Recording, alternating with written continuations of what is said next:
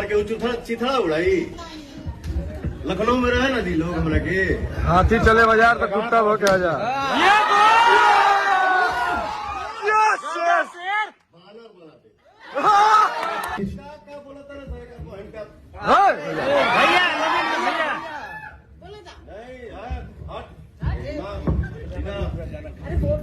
बोले वाला सब बच्चे बाटी तो हर भाई बहन सब आई।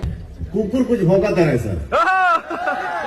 तू जवाब देना मैं उचित नहीं समझता। नहीं भैया नहीं, भूख ले जितना भूखेगा वो, लेकिन अगर जवाब एक आई तो घरे खोज के मारा।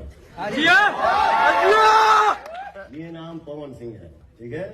अगर जवाब आई दो कुत्ता भौंका था ना सर लखनऊ में, हमारा जाएगा पड़ी हमारे के चिथड़ा उड़ाई लखनऊ में रहे ना दी लोग हमरा के हाथी चले बाजार तो कुत्ता भो के आजा।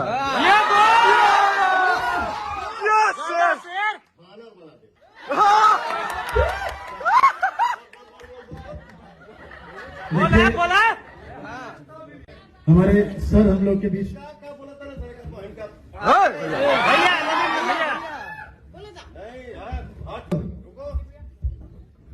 कुकुर भौंका था ना सर भैया हार दी पीछे सुन के भैया हमने के बानी जाना दौड़ा के मार।